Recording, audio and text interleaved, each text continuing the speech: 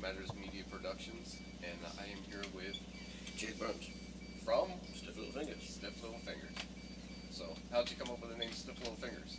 Because I could think of a million reasons why you call it Stiff Little Fingers. Well, it was actually a song title by another band, and that was that simple. We were stuck for a name. We booked the first show, and it was a case of just grabbing an album sleeve and running down the titles. And we were never that keen on it, but we thought, well, we'll use it for the first show and we'll dump it after that. And back in the day, it's like if you got a good review, that was worth gold dust in terms of getting more shows. So we, as it luck would have it, we got a good review. So we were kind of stuck with the name, whether we liked it or not. That's how we got it. And so it was good enough to stick around for 40 years. Right? Well, yeah, yeah. On and off, I saw. Yeah. There were a couple of years where we didn't talk to one another, but yeah. I mean, it's still a name I'm not that keen on, but it's a bit late now to try and change it. 40 years is a long time. Yes, it is. A real long time. Not many bands can stay together for 40 years, as we've seen. Yeah, I mean, obviously we've had certain personnel changes and stuff over that time, but yeah, I mean, it's one of those things. It's like you never actually, people have said, so that's great you lasted this long. Well, either just you haven't had the decency to die, or you didn't make enough money to retire. Right. So there are other ways of looking at it. Right. So which is a cool thing, because I just saw that the show was sold out. Yeah. Which is great, because we go to a lot of shows and we don't see a lot of bands who sell out. Really? Oh, well, yeah. I mean, it's obviously it's nice that people care enough to come out, particularly after all this time, like you said, but we're not the sort of band that have sort of sat back on our laurels and just sort of made 2 albums in the early days and toured it constantly. I mean, we're still writing and recording today. In fact, the last studio album, which was a couple of years back, actually was bizarrely our first #1 record in Britain. So that was kind of out of the blue after all that length of time. And you guys are from Belfast, right? Originally bands from Northern Ireland. Yeah. So where do you guys hang out now? We're all over the place. I live in Chicago.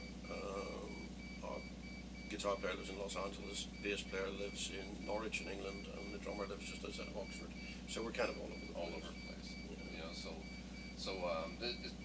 How often have you played the East Coast?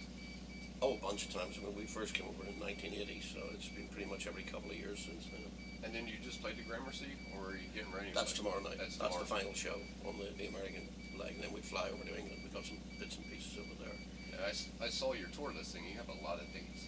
We've been, well, I mean, again, with it being like the 40th anniversary, you kind of, lots of people want to see you, just because there's a number at the start of the tour, Right. Yeah, I mean, it actually, it's a bit of a cheat, because it has to go on in the next year, because we just couldn't do everywhere in 1 year, So yeah, we've done the UK, Germany, Ireland, here. We're going back over to do another couple of bits and pieces, like I said. Then we're doing Spain and Scandinavia in November.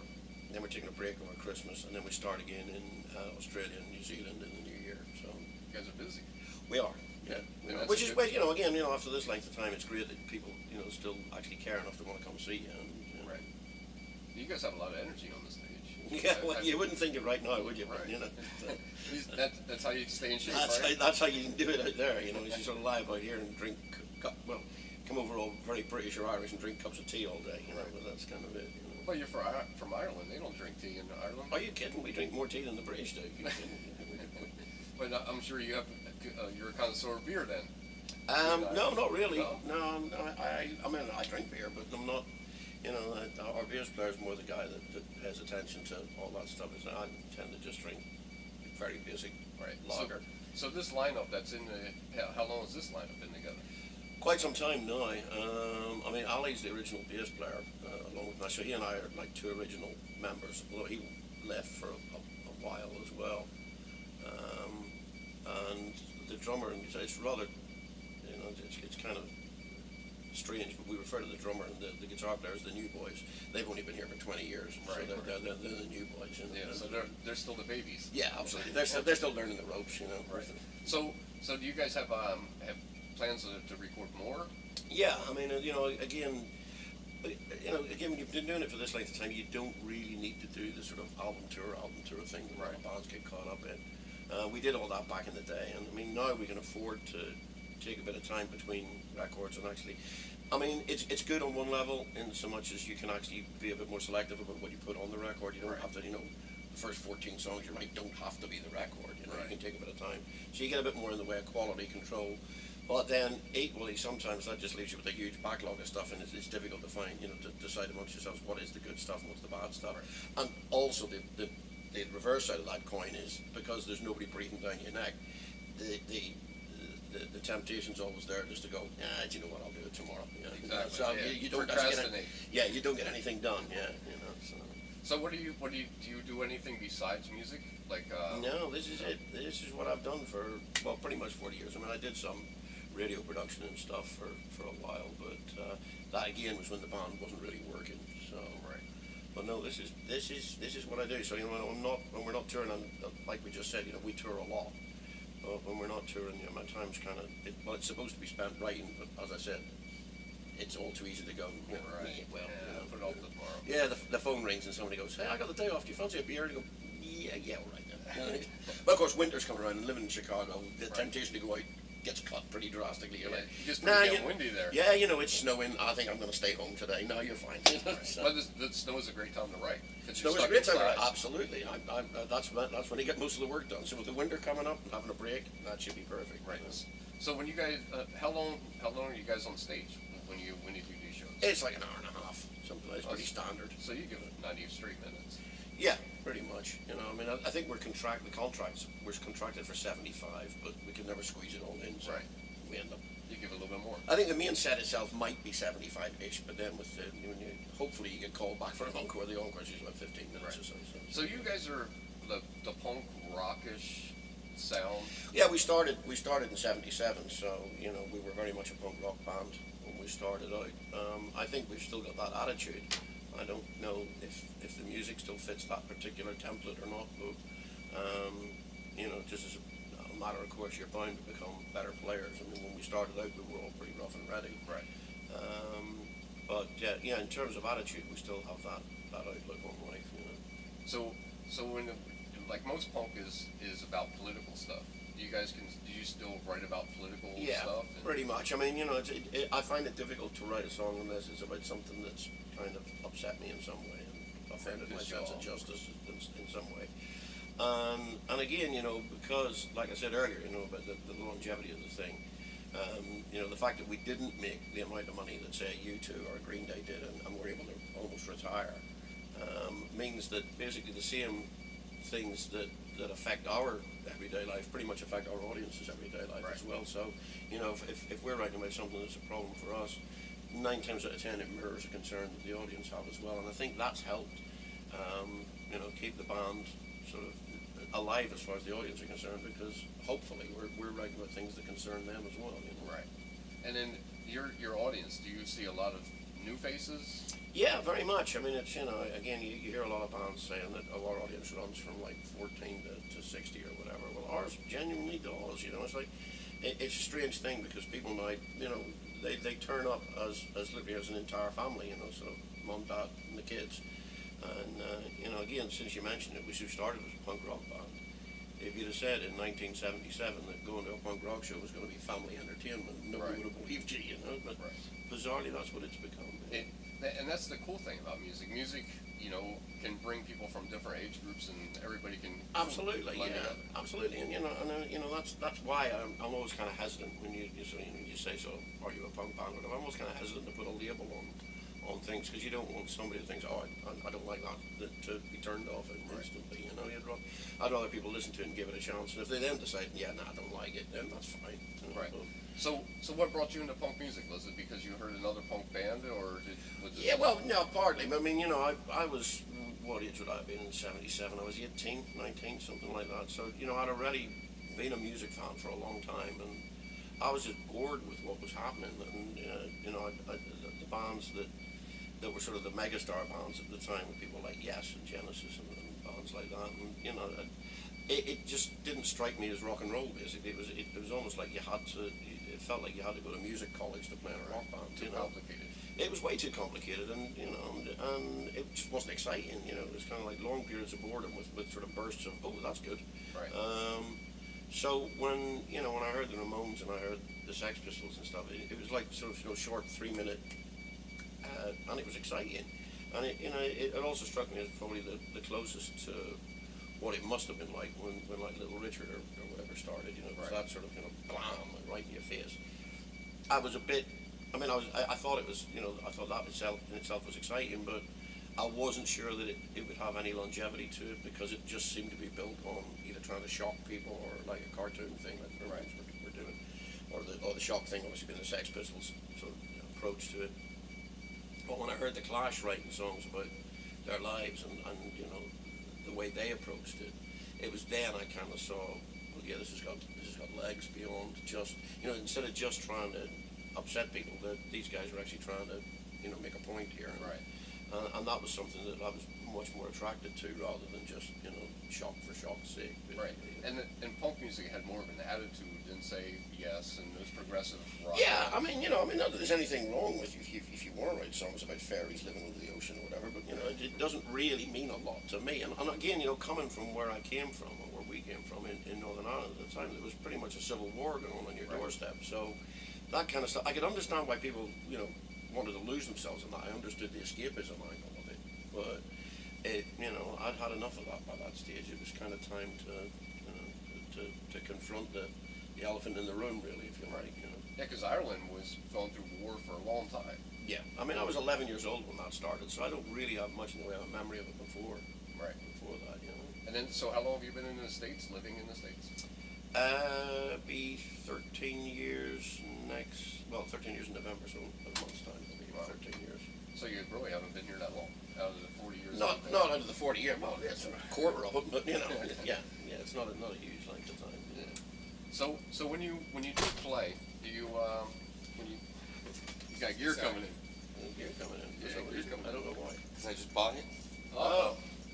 That's the thing about musicians never stop buying gear. It's I can see what it is. well, no, but it's not. It's still got the 4 inputs and not the 2 different volumes. Yeah. It's never seen anything like it. It's a hybrid between a Plexi and an 800. Really bizarre. So when you're playing, You enjoy carrying that home. when you're playing in the States now, do you feel the crowds have just as much energy as you, or do you sometimes feel that the crowd can't keep up? Oh no, the crowd definitely have. If anything, sometimes the crowd have more energy than we have. It depends what time of night you have to go on. Right. No, I mean, people often ask sort of are there differences in the crowds, no matter where you are around the world, and yeah, the answer is not really. I mean, it is slightly different when you go into Europe, where obviously English isn't our first language, and we do kind of suffer there because we are writing songs that are even if they're just political with a small p, they still have a meaning behind them. Right. So we do kind of suffer a bit in terms of making a contact with the crowd in some of those European countries, not all. I mean, again, they're a lot better educated in terms of speaking English than we are in terms of speaking German, French, or Spanish, or whatever. But yeah, I mean, we go to we play here, or we play in England, or we play in Ireland or Australia or anywhere that English is the first language. The audience is pretty much exactly the same everywhere. Nice. And then, European audiences are a little bit different in the sense of American audience because they don't stand around with their cell phones a lot. Oh, they do now. Yeah, they do. They didn't used to, but yeah, that's kind of a It's getting worldwide that way curse. now? It's a worldwide curse now. Yeah. It's brutal. Well, I mean, I kind of get that people want some sort of little memento or whatever, but and I don't mind, if they sort of like record like a song or whatever. But when you see some guy standing like this all the way through the whole show, thing. and particularly if there's somebody stuck behind them, and they're like, "Well, you get the damn thing out of the way." Right. Because it is like an addiction thing. It's Well, a it kind of curse. is, and also, I mean, the sound is awful. So quite what they get out of taking an hour and a half's worth of that, I really don't get. But Yeah, who can listen to that? yeah, exactly. That's Right. all it is. That's what I don't get. And then, in a lot of bands, like say newer bands, they get a bad representation of themselves because Sure. their friends are out filming them. And they put it on YouTube, and I can honestly say if it's horrible sound, I won't listen to 3 seconds. Well, absolutely, yeah. Right. You're not alone in that, and that's I mean, the internet's very much a double-edged sword with regards to, people can get their stuff out there, but, there's no filter. And for all that, Right. the record companies weren't always right. At least they were an initial filter in terms of, now that, you're not ready yet, go in, learn a bit more. Or, so that, you did kind of get, they did sort of bring the better stuff to your attention. I mean, admittedly, they missed the odd thing, but 9 times out of 10, they got it right. And, that's not there anymore. So now it's just this overwhelming wave of material from everywhere. And like you said, if the sound is bad, I mean, they could be the best band in the world, but because, like you said, their pals just done it on a small home recorder, you're not going to give them more than, like you said, 10 seconds. Right. That's unfair on them as well. So, well, since you're in the politics or whatever, what do you see, like, in the world, the changes that have happened in the world and stuff like that? Are you writing about this stuff, the way the world is now? Well, people have said to me, that given the state the place is in at the minute, you must have no shortage of things to write about. And in a sense, that's true, but in another sense, it's kind of like, it's a bit like being confronted with the biggest all-you-can-eat buffet. You don't really know where to start. Right. It's a bit overwhelming. But yeah, I mean, I'm obviously dismayed by the fact that the world is moving in a more than slightly less caring direction. But it would be difficult to try and get into what we're writing about in a minute, because I've really only written a couple of things, so I don't have a clear idea of what the thing's going to be like. But yeah, I mean, there's enough to complain about, that's for sure. Right, all around the world. Absolutely, yeah, not just here. I mean, all around the world. Yeah. So what's it like in Ireland now, back home? It's a lot better than it was. I mean, the violence has settled down and pretty much gone away. So, people from the rest of the UK basically go there for bachelorette parties and stuff. Now it's kind of become party town where I grew up, which was like the last thing in the world that had done when I was living there. So I mean, that's great to see, and it's great to see sort of people have some sort of normality in life, which just wasn't the case when I was younger. So it is a lot better than it is. I mean, it's still not. It's not 100% fixed, but then you can't expect to overcome basically what is 300 years of division in even in one generation. That's still a bit too much like a band-aid on a bullet wound. It's going to take a bit longer than that. It's going to take a lot more talking. So I mean, the whole Brexit thing brings up lots of ghosts from the past, because now Ireland will still be part of the EU, whereas the UK won't. Does that mean they bring back a hard Irish border again, which they managed to get rid of? And it's like, or does that mean they have a referendum on whether they'll be United Ireland, which will bring back all sorts of other ghosts and stuff from the past? So right. It's a very uncertain period because of something that's not within their control. Right. But the reason why we're here, though, is because we're musicians, and musicians can do many things. Like say the NFL players, they're standing up for what they're standing up for. Sure. Musicians have done that as well. Yeah. And stood up for certain things, whether it's through music.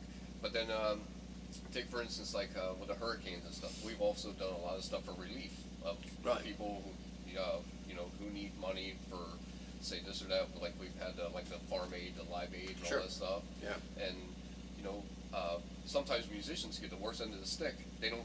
But we don't look for the attention from the media, like some sports stars or movie stars. Well, yeah. Well, I mean, that's kind of part of the territory. I mean, if you feel the need, if you feel the want to do something in a humanitarian direction, then that's great. You just go ahead and do it. I mean, I think if you feel moved to do that, you're not doing it because you want kudos for it. You're doing it because you want to help. Right, because you care. And that's another thing that the direction of the world, like you were saying earlier, it just seems like people just don't care like they used to. Yeah, it's become very much it's become very insular and very I'm all right, Jack, and screw the rest of you, which is very sad, because at the end of the day we're all only here for a short period of time. It would be kind of nice if we could all get along together. Right.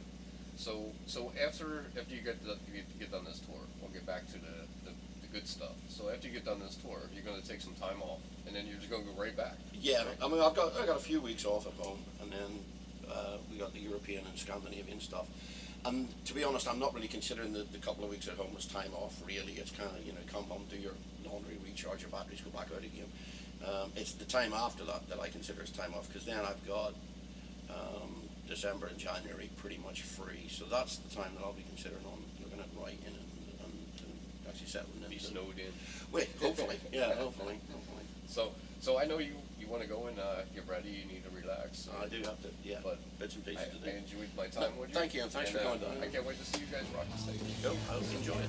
Thanks very much. Thank you.